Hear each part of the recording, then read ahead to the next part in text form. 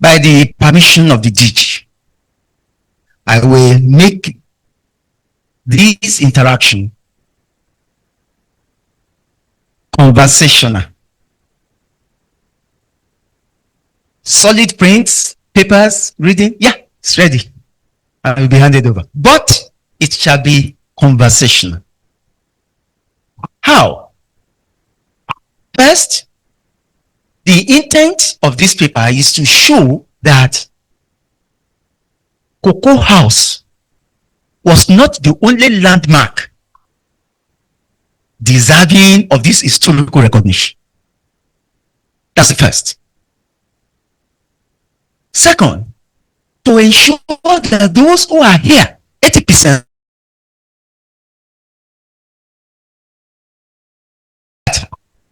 more than 80% of us, of people that are seated here, are younger than Cocoa House itself. Much younger. So if you begin to read paper, they may be lost within the first 10 minutes. But if you make it conversational, it shall be a good thing. Second, or the third, is that though Cocoa House may be new to people may not be new to people in Ibadan. Just walk across the district, all these, and then within just around 500 meters of. But those of us who come from the inner land, the inner recesses of Irishu Akoko, Ikare Akoko, Badagry, those who come from Shaki, those who are in the areas of Asaba, it is a wow. In fact, the original name of that house is Ile Awon Agbe. That was the first, and that was how it was conceived by the man who built it. Who was that man? Dr. Akinola Maja. Akinola Maja built it. When? They started conceiving in 1956.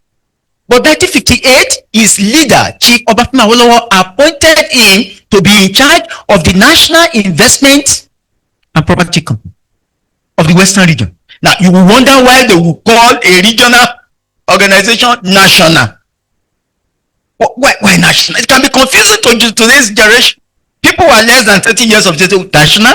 If you take that name to the Corporate Affairs Commission and you want to register it, they will send that National Council. Don't put it there. They will register it. But it was national. And it reminds me of the National Bank itself. There was also a bank established in 1933. This Dr. Akinola Maja was one of the co-founders. Dr. Maja was born in 1988. In 1888. Can you imagine? In the previous century. 1888, he died in 1976. He identified as a Lagosian, but he was originally an Egba man. Born by a Saro father who emigrated from Sierra Leone. You know, Lagosians have their different peoples. Saro, Amaro, Egun, Awori, who were the original founders. Now, this Saro son was educated in Birmingham as a medical doctor. 1918, he graduated and finished. His name was actually Shodipo Pierce. But when it was announced in 1918 in Birmingham that he was the best student in medical education, the organizers waited. They waited for about 15 minutes to cross-check whether it was possible for a black man to be the best in a class of 23 students, and he was the only black who came tops. They refused to acknowledge that it was possible. But when they cross-checked and they discovered that it was actually yes that won the best prize, they were dazed. And from that time, 1918, he decided that he could bear a name that was so close to the European name. Pierce. What's the meaning of that? In Yoruba, what's the meaning of Pierce? It's meaningless. And they could still not acknowledge him. Then he would change his name. He changed his name to his exact father's name. Maja Adaramaja, really. The full name is Adaramaja. So he shortened it, it became Dr. Akinla Maja. It was the what we call the engine room. It is good and possible that leadership will drive vision, but I tell you, the instrumentality by which visions are achieved is in the hands of the technocrats. People who really know the art and science of managing men and materials to achieve results. Maja was one of them. In fact, was a distinguished member of the Egbe Omodudua. He was president of that Egbe in 1953. His leader, Chief Obafemi Awolowo, appointed him to be in charge of the National Investment and Property Corporation or Company in 1958. And what was the function of this NIPC? To receive the proceeds from cocoa export and sales. And those proceeds were received and managed by Maja. Just as our brother here is in charge of your investment company there, Maja was in charge of that engine room that collected money.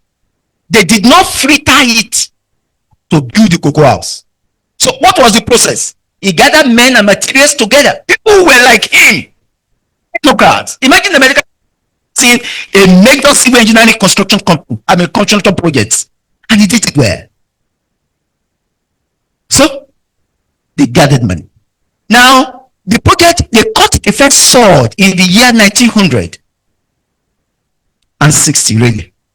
But they had begun to prepare the ground from 1958. So where was Awo then in 1958? He was the premier. But by 1959, he had ceased to be premier. And his lieutenant, S.L. Akintola, a polyglot, one of the finest leaders that anyone could get. Look, what Awo had in capacity to plan, meticulous planning. That was Awo's unique selling point. Meticulous planning. S.L. Akintola backed it up in the capacity for mass mobilization. Nobody could mobilize men. He had the power of oration. He spoke Hausa language like he spoke his Ogbomoso Yoruba. And he was one of Nigeria's finest. No more for political, if you like, political engineering than for lawyering. He did not backtrack. He did not set up or set aside the dream of his leader. He continued, and they requested Kapa Dalbatu, which I understand still has one of his offices at Mokola Roundabout, here in the ancient city of Ibadan. And if anyone should decide where the cocoa house should be built, it will be the prime minister, isn't it? And he decided should be in the CBD, Central Business District of Ibadan. Dugbe. Why would Ibadan have such a building? Why Ibadan people noted for producing cocoa? Of course not. Should have been in Ondo, isn't it? Maybe in Idori. But you don't, where the head is, you don't turn it upside and begin to walk with your head and then free your legs. The headquarters of the Western Region government was Ibadan. So it was reasonable, for the reason of urbanization, for the reason of the marketability of the building, to site it in Ibadan. Ibadan itself had been established around 1829 by an Ife migrant called Lagelu. So it became a factory. Migrants, the Oyo elements, the Ekiti elements, the Kigba elements who helped to rout the Fulani, wanting to take over the Yoruba land. Thank God for the Battle of Oshogbo in 1840, Ibadan elements distinguished themselves. And the leaders of the West did not argue as to where to site the cocoa house. They agreed perfectly with their leader. SL was in charge. So when it becomes who built cocoa house, I want people to begin to know that history has no way of being sentimental. SL built cocoa house.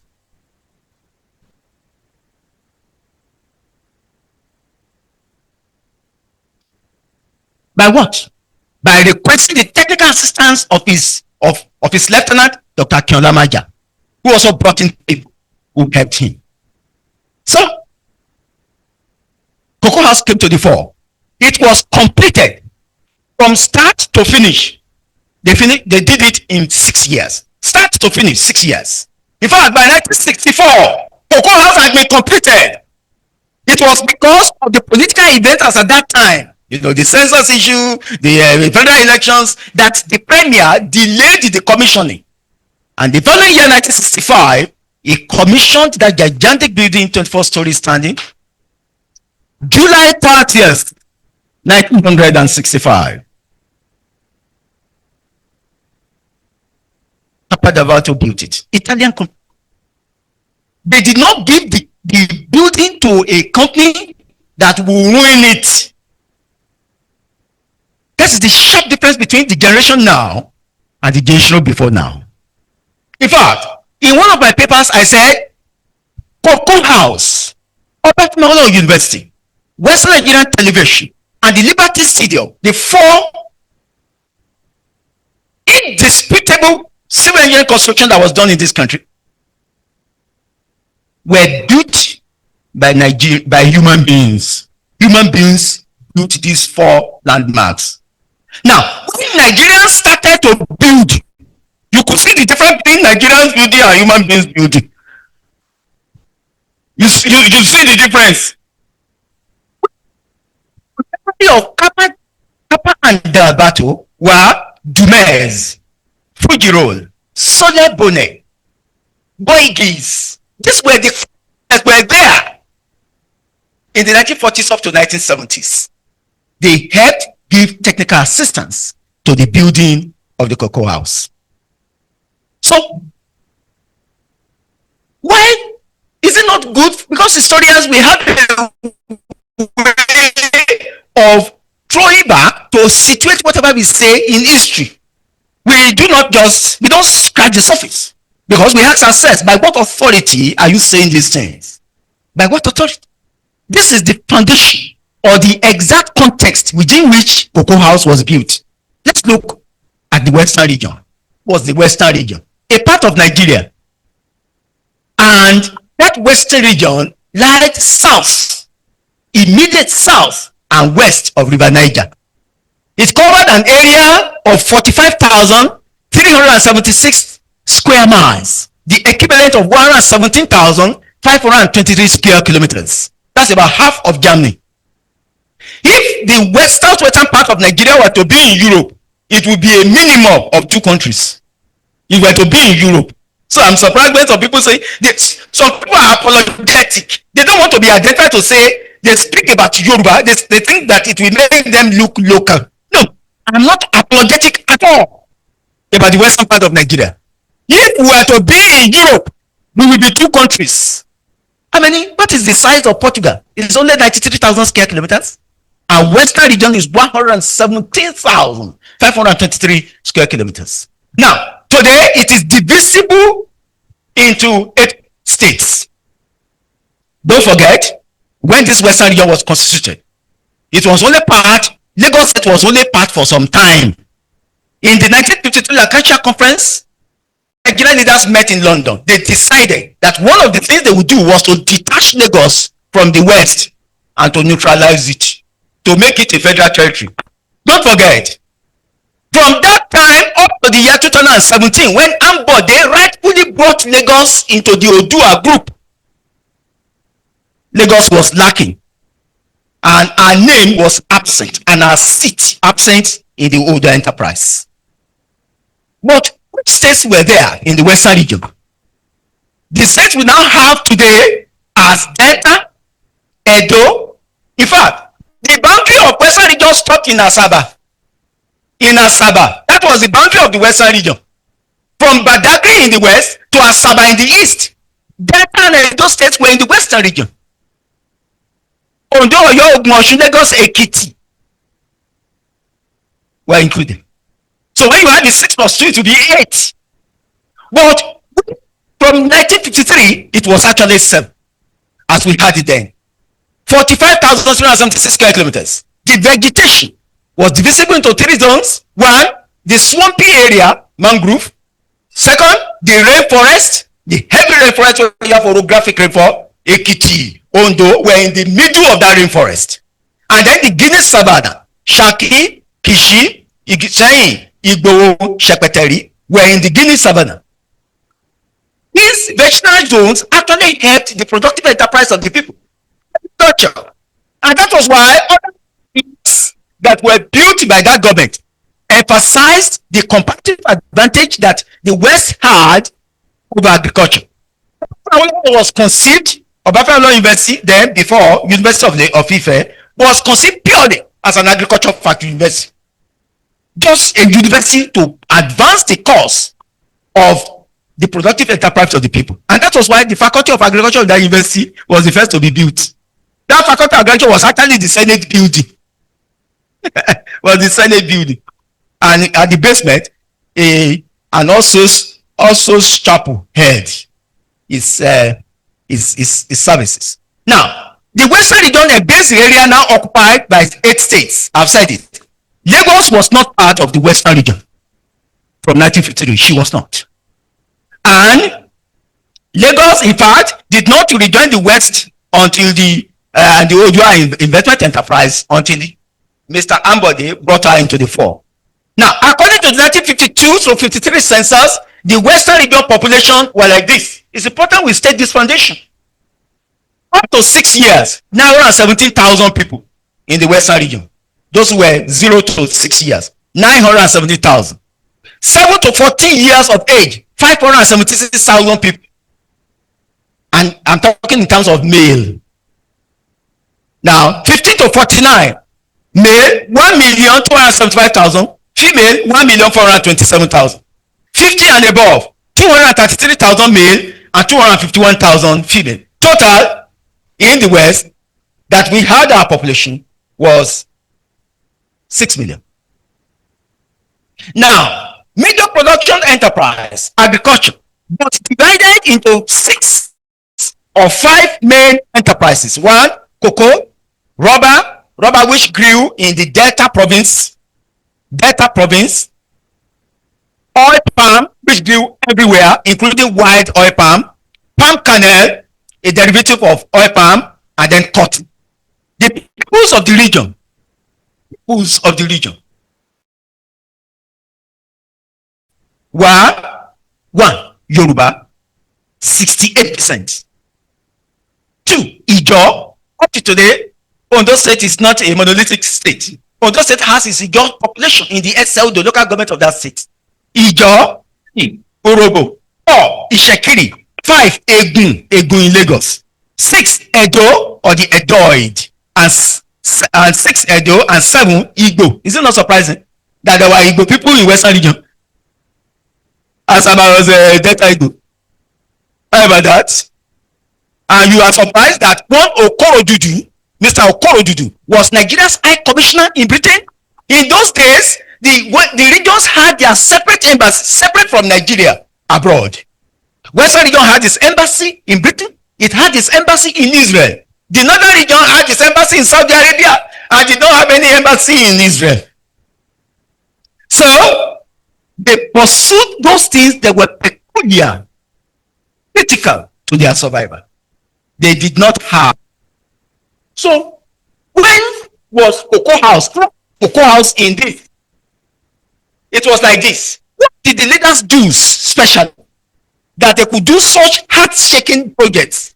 Cocoa House, 1965, Western Nigeria Television, 1959, Liberty Stadium. Liberty Stadium was completed just 7 days to Nigeria's independence in September. Just 7 days to Nigeria's independence in September 1960. And for the University of Ife, if you still go to the University of Ife today, it still remains some of the buildings.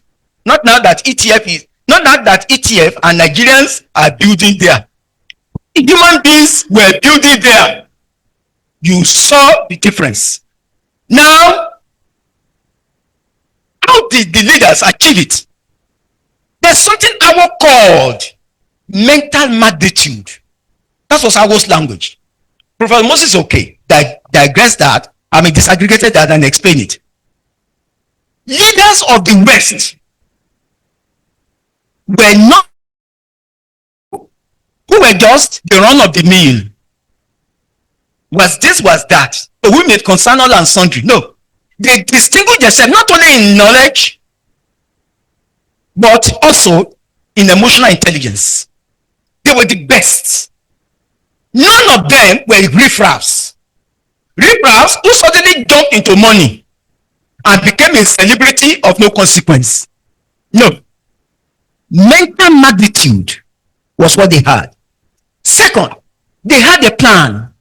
They did not, our SL did not do anything without a plan. In fact, do you know that, let's recall, our only became premier of the Western Region in 1952. 7 years after he had left. And see the impactfulness of what he did. It's just 7 years.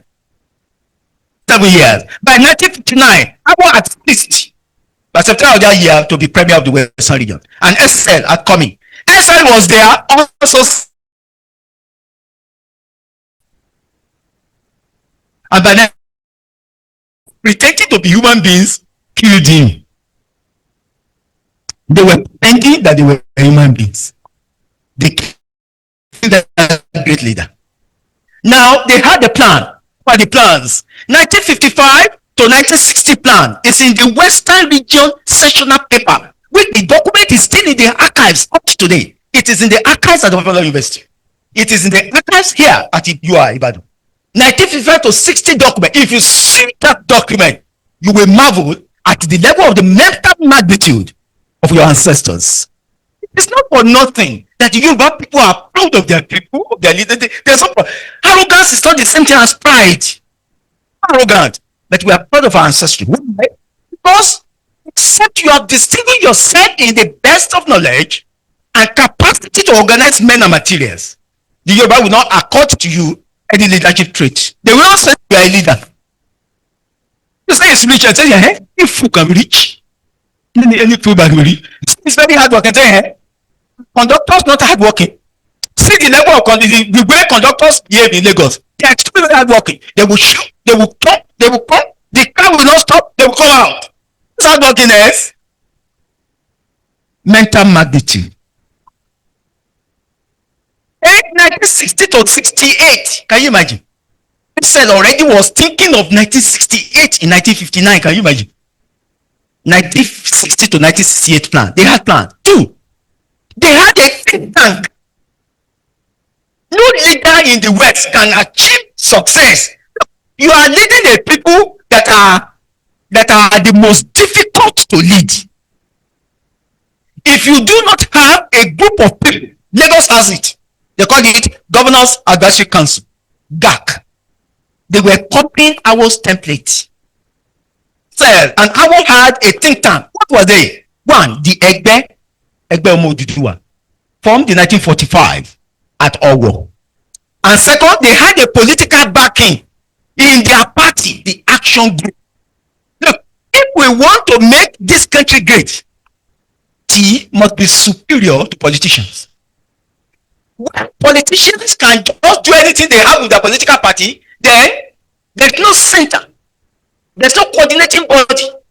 There's nothing to check you. It is on the authority and template of that political party you came to power. How dare you say that the party does not matter when you get there? It is wrong. It is like standing logic on its head to say that a premier will be superior to the chairman of his political party. It never happened in the Western region. Two sets of people use this template and they did it well. XL use it, I will use it, and they succeeded. There must also be technocratic class. That's the third. The National Investment and Property Company was a technocratic class, headed by Dr. Akinlamaja. To earn, to spend, to report on, to audit, and to show accountability. You don't put anybody in that kind of a group. Not just anybody. Not he who is hungry. It is he who wants to achieve something. Who himself is the embodiment of achievement.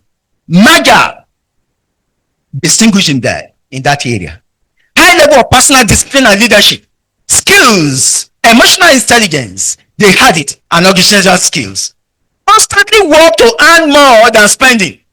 In the 1955 to 60 plan, they decided that what the Western region will earn was 104.76 million pounds. 104 million pounds. That's an average of 20 million pounds for the budget per year for the 5-year plan. And how much did they plan to hand that? And how much did they really hand? They hand 124.86 million pounds. And how much did they spend? They spent 98.82 million pounds. They spent less than they earned. Not today. And it started in Nigeria since the military rule.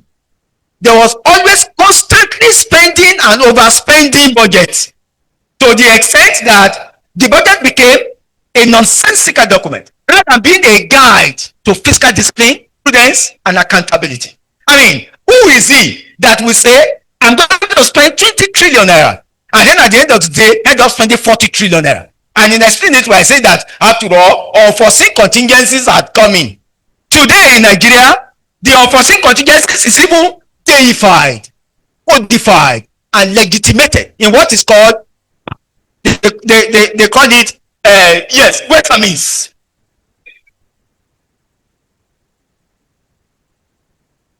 I mean, going to your central bank to borrow, there's nothing wrong in it. But imagine borrowing beyond the capacity of the central bank. Oh, yes. There's a name for this in economics. It is called quantitative easing. That is, the central bank no longer quote on a bet. You can't give what you do. It does not apply to the central bank. You will give it. And what is it? They simply just ask your bank, credit the account of that person. We are in charge. Through the monetary policy instrument, they adjust it. And what they adjust is just paper, not the bullion. Not the bullion. You will never find that with SLR. Our was the last person that would do that. They did not overspend their revenue. Then 6, they had a high level of fiscal and political autonomy. And this is the area you will be a little reticent to criticize the modern day states. Because the Western region was really autonomous in terms of its revenue. It could decide which revenue to earn. Look, I told you, the Western region had its embassy in England, had its own high commissioner, Okorodudu, the father of Mrs. Okorodudu Fubara of the Faculty of Law, Yoruba Law University, was in charge. He died in 1980. Now, strategies for every public use of power and control, regional police and enforcement mechanism. They had their own police. They had their own enforcement mechanism. In those days, and I still remember it very well, that if you did not pay your tax, you could be physically apprehended in the public. They will catch you, put you, drive you, and seize you. You have to pay your tax, your poll tax. The region study. Today, no commissioner of police obeys any governor, except if it is to please come and take this money so that you can buy a jeep. You can buy this jeep for which they are not accountable. That's the only time you will see that they will come to the state house. In the Western region, they were in charge of not just the finances of the people, but of the suppressive apparatuses to ensure compliance with the laws that they made. Finally, to ensure that at all times, capex, that is capital expenditure, always exceeded recurrent expenditure. Today, since the year 1982, except 2004, when President Obasanjo balanced the budget, there has never been a time that Nigeria's recurrent expenditure ever was less than capital expenditure. Recurrent expenditure, for those who are interested, is the consumption expenditure. Expenditure you do for consumption. Capital expenditure is the expenditure you do to grow wealth, to create more wealth, and to maintain your infrastructure. Now, imagine Nigeria since 1982 has been spending between 17 and 18% of its total income on consumption. No, so what will be left for building? And that capital expenditure will never be released until, say, in the middle of the year. At any rate, the budget may not be passed until April. Can you imagine? The most powerful instrument for spending, you have not passed it until April. In the 12th calendar month, 12 calendar year. Now, by June, when you are doing capital releases, rain has started. Tell me, which road do you build between June and July? I mean, and October. So the capital budget is frustrated, even though it is too little. Yet the implementation and capital releases are delayed such that they are frustrated. You don't do that with AWO. It was impossible, because first of all, there were savings from the previous year with which they could do what was called continuous spending and expenditure, such that pending the passage of the budget, the finances of these regions would not be certified. Now, if that was the issue, then what were the objectives that produced the Cocoa House? The regional government decided, and I quote, they said they will create a welfare society. It's so clear. This is sessional paper. Create a welfare society in the Western region based on the true values of freedom and democracy. That explains why the Liberty Stadium is called Liberty Stadium. I mean, Nigeria was to get its liberty from Britain, independence, few days to that time. So they named that stadium Liberty Stadium. Our valued freedom and democracy. Democracy, however, for AWO, should serve the welfare of the people. When democracy no longer serves the welfare of the people, that democracy is democratic. That democracy is no longer democratic. Now, they also attempted to create a social and economic order which, quote, makes equal opportunities available to all. And 3, to grow the economy in the direction that there would be, quote, a rise in income and standard of living derived from increased productivity and capacity. See, in the year 1959, the minimum wage, the federal government, was £1.10. £1.10. £1.10. And in the Western region, the minimum wage was £3.06. £3. And he said, Chief Obafemi will raise the minimum wage to £5. And he suddenly said, no, it was impossible. How would you raise it to £5? They said, by what authority? Where would you get the money from? He said, where did I get the money for the free primary universal education? Where did I? You take money from the surplus sector of the economy to compensate the resource deficient. What it calls sagacity of fiscal management.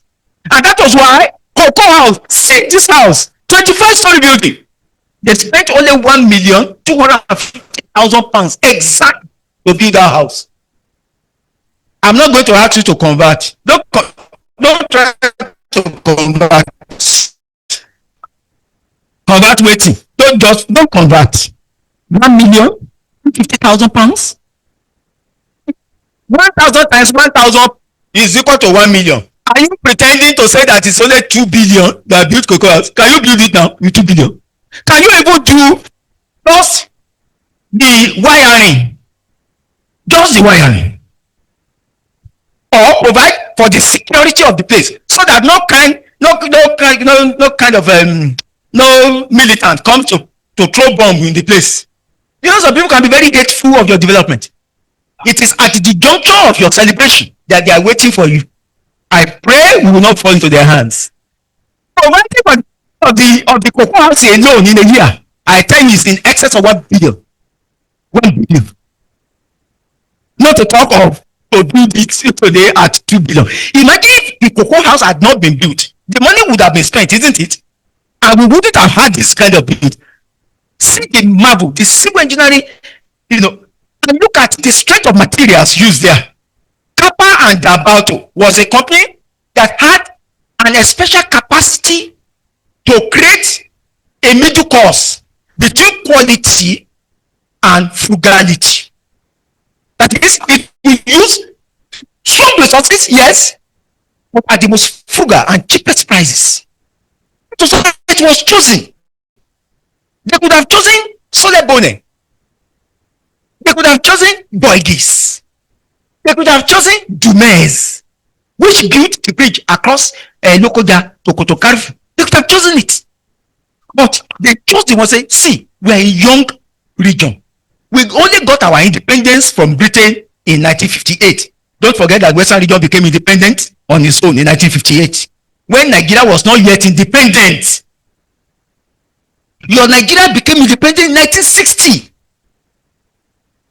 Western region was already self-governing, and so self-governing as to appoint its own ambassador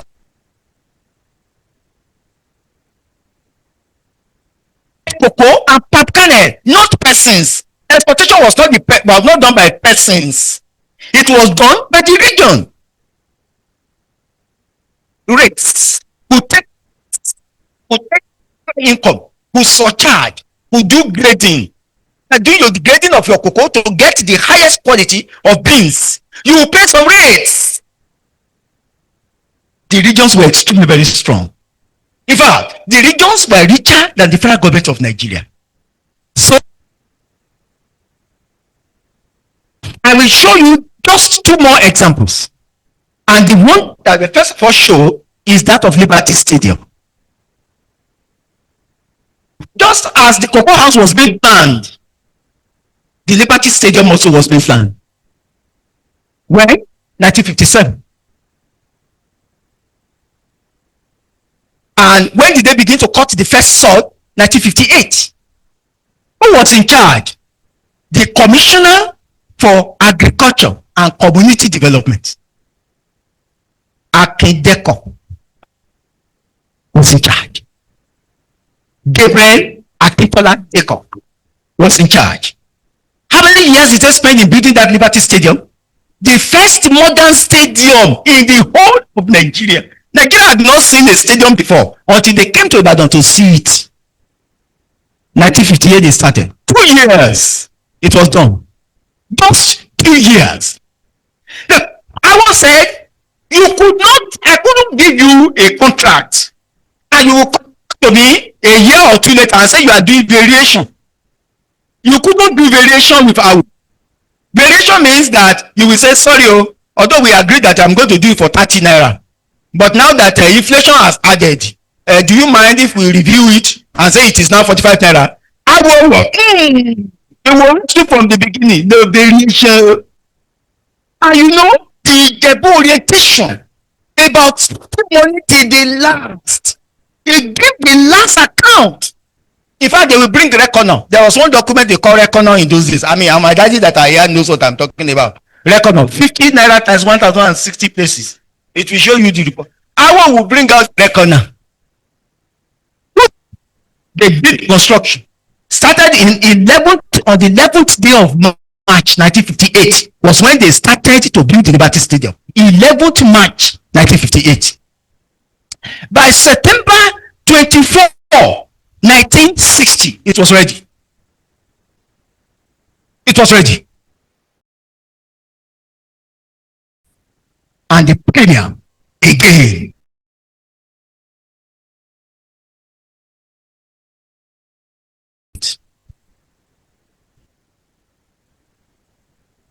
How much did it cost?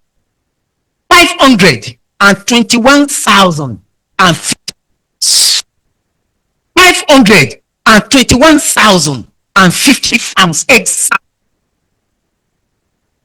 To acquire the land, the Ibadan chiefs and senior chiefs said they will not demise the land free. They got money. How much did they get? 38,000 pounds. Let nobody go to that stadium now and say that he wants to collect Ishakole. No Ishakole there. SL had already settled it. He paid 38,000. Now, to now get an access road to that place, because it was on a hill, it was not a joke. It's not as what we look at, what we see today.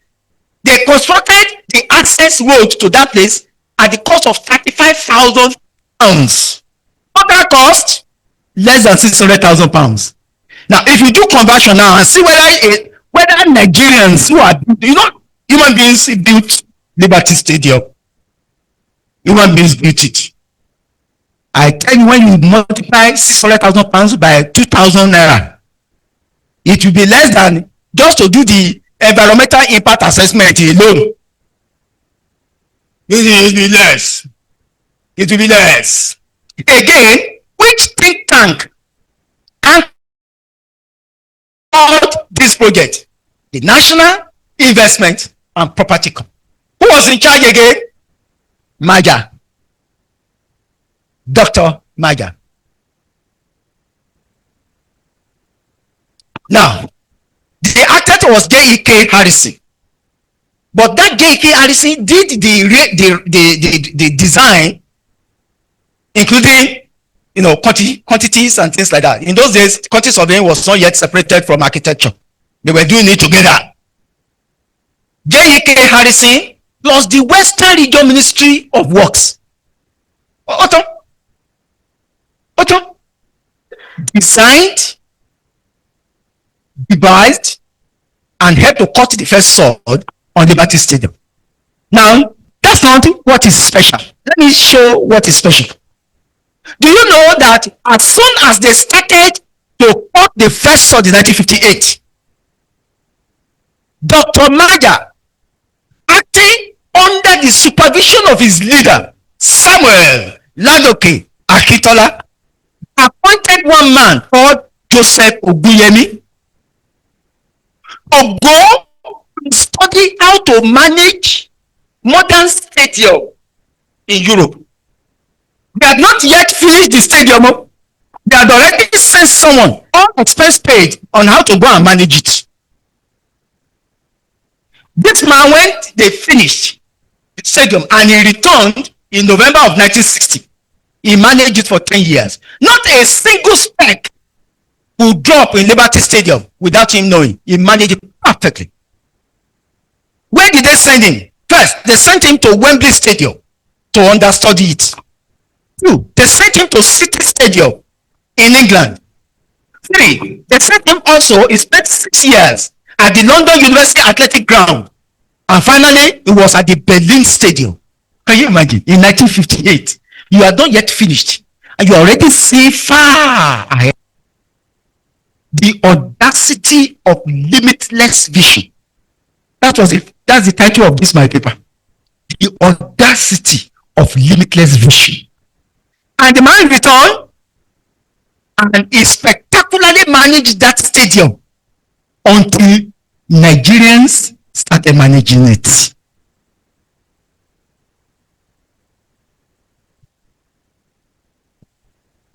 Let me tell you one iconic thing that was done in that stadium. A world boxing fight was done. It was actually one of the first things to be done in Liberty Stadium was the world boxing fight, which was between Dick Tiger of Nigeria, Dick Tiger, and one American boxer called Gene Fullman in the year 1962. Just 2 years. Dick Tiger defeated Fullman. The voice of Africa, the voice of all kinds of views of the news media all over the world, built the Liberty Stadium as a wonder in Africa, in a benighted Africa, than they did the fight itself.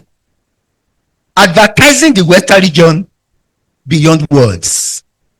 See, show me a man that is diligent in what he does, and he will dwell and dine with princes and kings. When you distinguish yourself in the things you do, it does not matter. Any productive enterprise is an enterprise. The whole world will gather and they will celebrate. And that was what our leaders did. They did it well. Finally, Autonomy University. Now, before it was called University of Ife. For our information, please. Autonomy University was not founded in 1962. That's a mistake. The law establishing it was signed 8th June 1961. And if a law creates a thing, it begins to exist.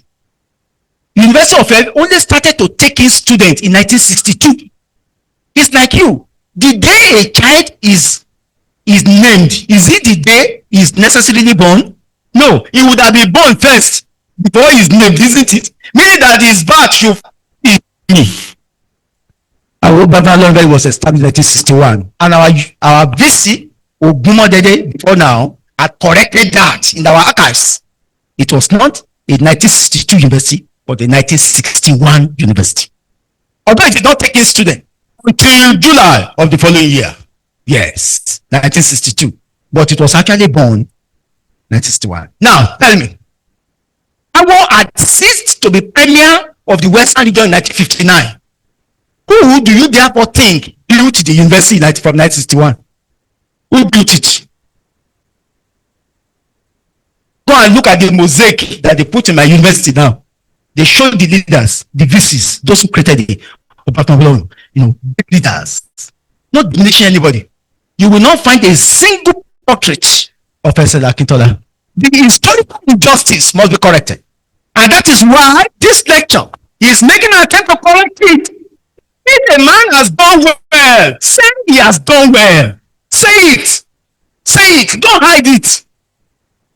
SL Akintola signed it and appointed one of the best brain then, I just said, to be in charge. Again, which organization midwifed it? The National Investment and Property Company. The National Investment and Property Company. Now, what can we do today? We that are here, we have been saying this about our leaders, BS or ST or Nobamiro, Chief F.R.A. Williams.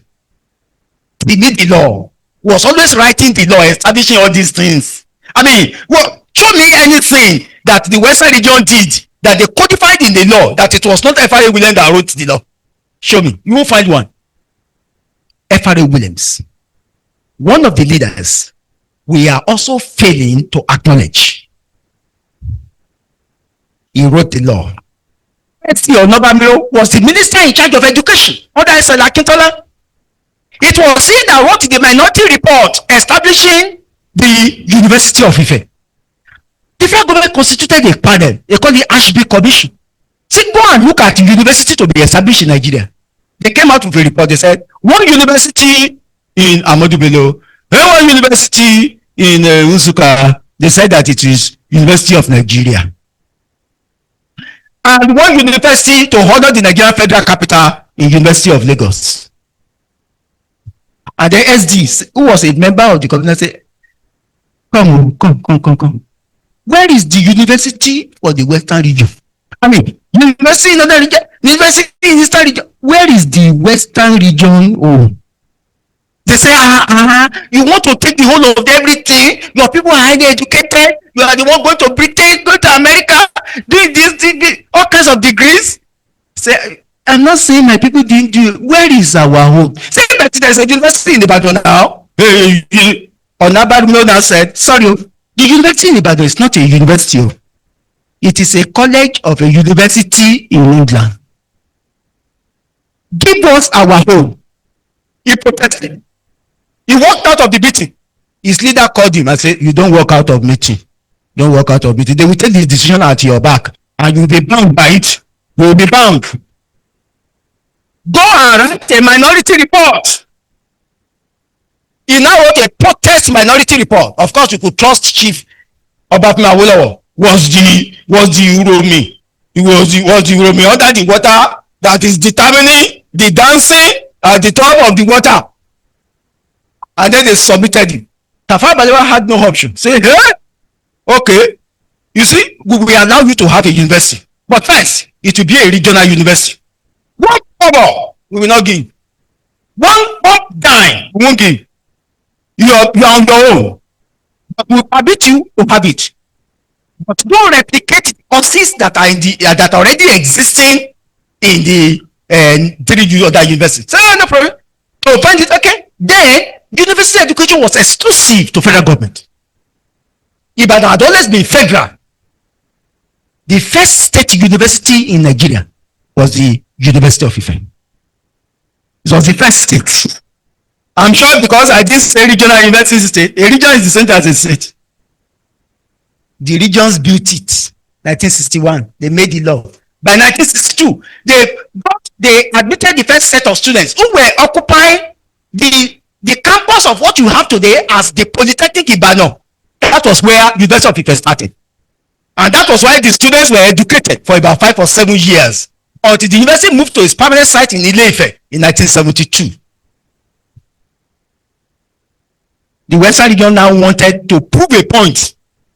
Say, we are giving money to other people, and they have their university, isn't it? But to us, nothing. All right.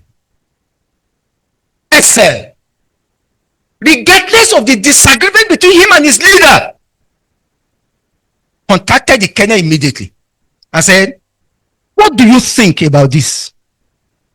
And I will not be a person who will sideline development. Our politics followed development, not development following his politics.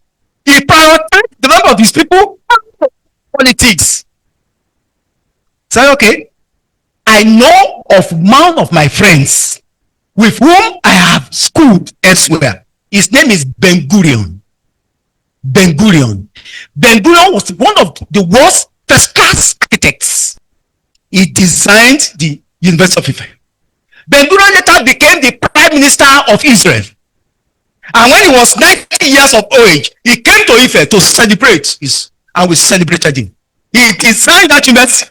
Up to this time, you can't find any university in Nigeria more beautiful than Yoruba University. You can't find it. You cannot find it. Now, Ben-Gurion did not just design it, he recommended the engineers. What engineer? Sole Bone. Another Israeli company. In those days when we were primary school, 1973, we said Sole Bone, we see the vehicle. We call it Shino Bole. Shino Bole. Because coming from the inner recesses of northeastern part of Ondo State, we had not seen the kind of road we saw was the one that they would put, this granite that was, your vehicle was always oscillating like this on top of those granites. That was the kind of road we saw. Now, when we saw roads, as soon as we moved close to Ibadan, and we started seeing road, beautiful leather, thousands. We call it Shina Bole. That no driver will drive from this road and will not Shina.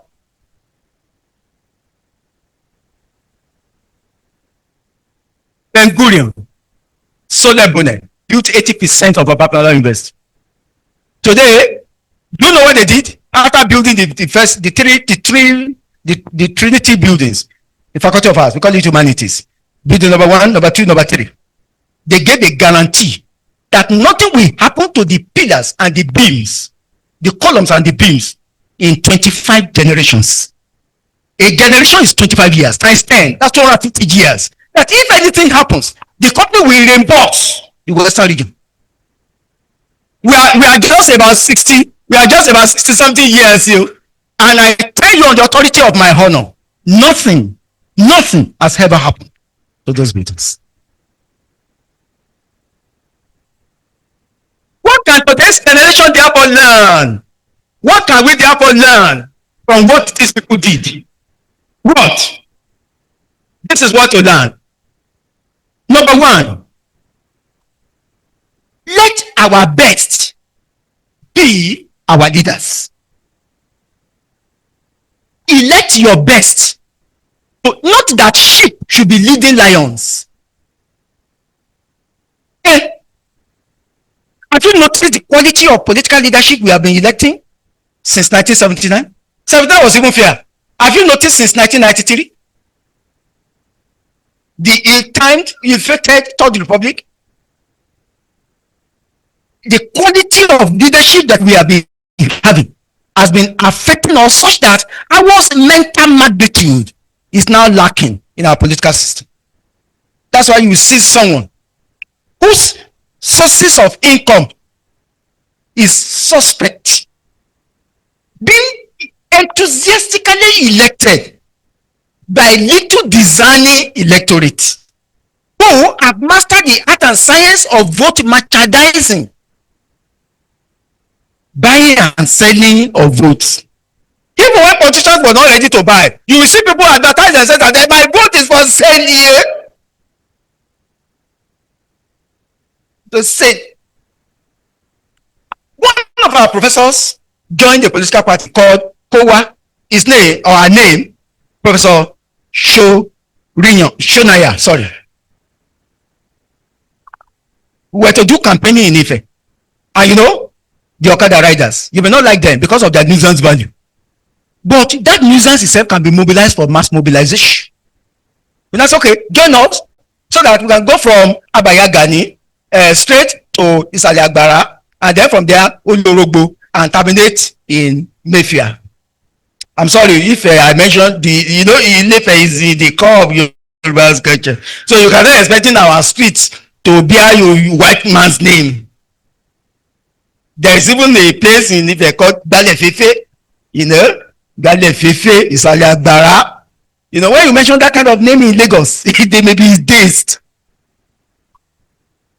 People ask, kind of man ask that, yes, we fill their tank, I think about 5 liters, and give them 2,000 naira. And I called on their leader and say, what is the quality of, what is the meaning of this to you in your life? He said, no, Professor, I don't have any problem. That at least I will buy Dele and Eko.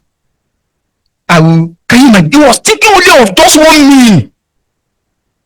Mental magnitude was lacking.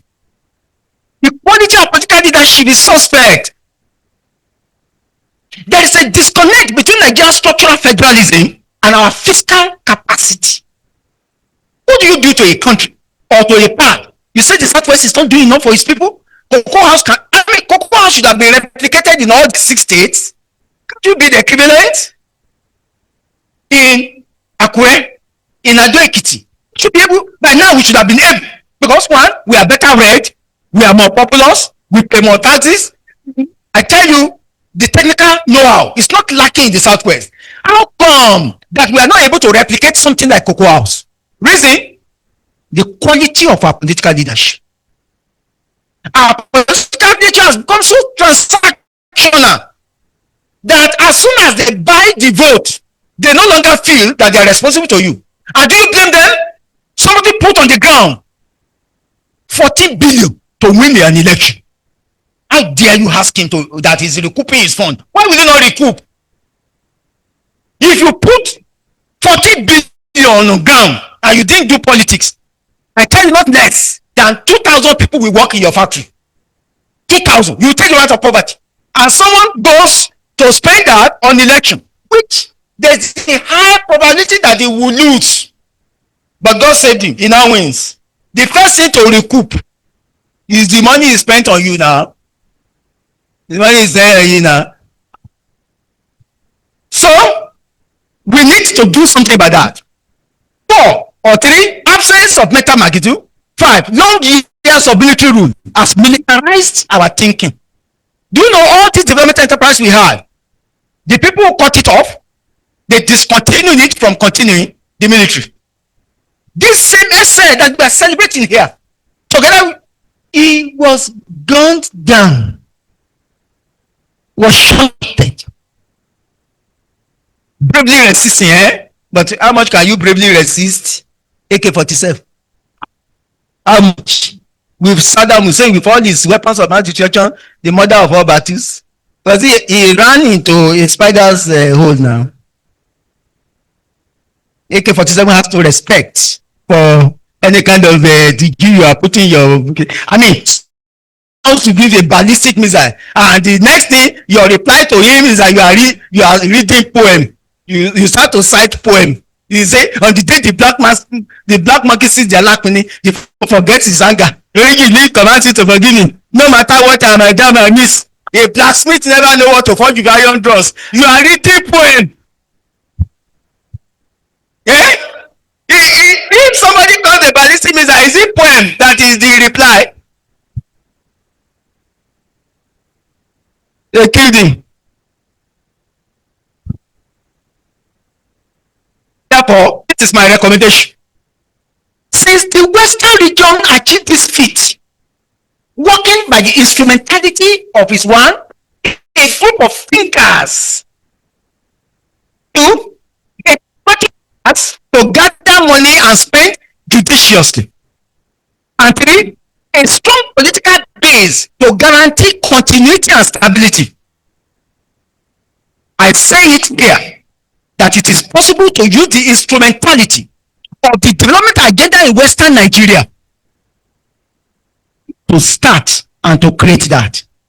And to make it very good, the federal government of Nigeria has now signed into law the Southwest Development Commission.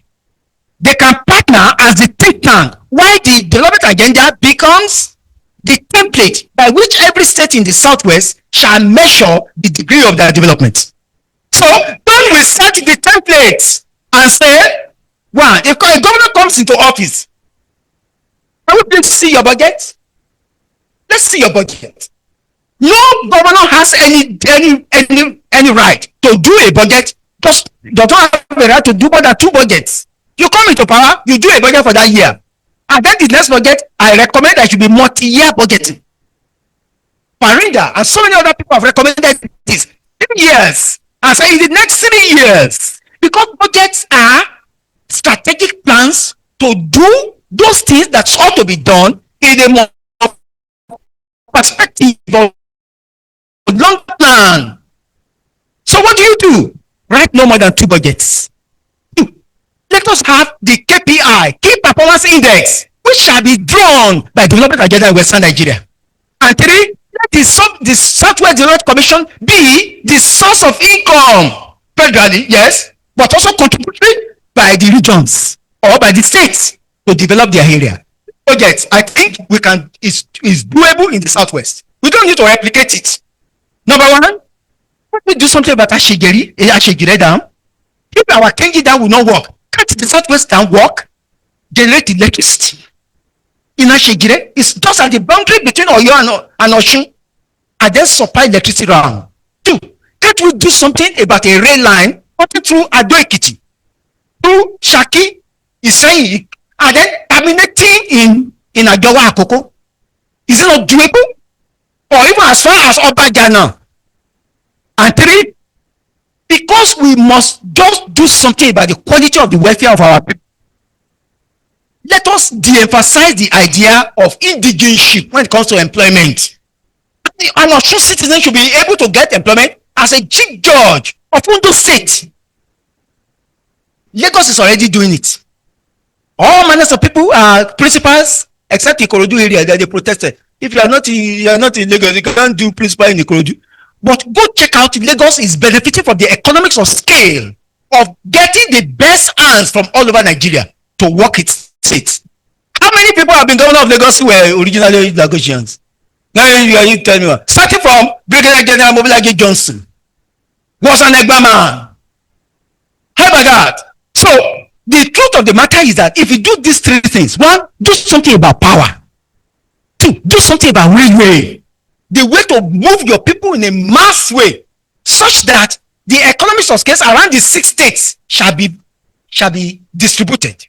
And then 3, de-emphasize indigenship. Rather, emphasize citizenship. If you were born in a state, you should be able to claim the citizenship after about 7 years. Nothing should stop you, especially if you are married, if your spouse is from that state. If we do that, because it makes us look local, provincial, for somebody to say because he is from Oyo, he can't work in Ede or Abere in Osun as a director. That's Bukum. That's provincial. Bush people talk like that. They were the same before. They were in the same states. How about that? Or someone from Ekiti and he cannot work in Akure. What's the meaning of that? We need to create the bond of friendship, solidarity, and sagacity amongst our people. These are my suggestions. I thank you. I thank you very well.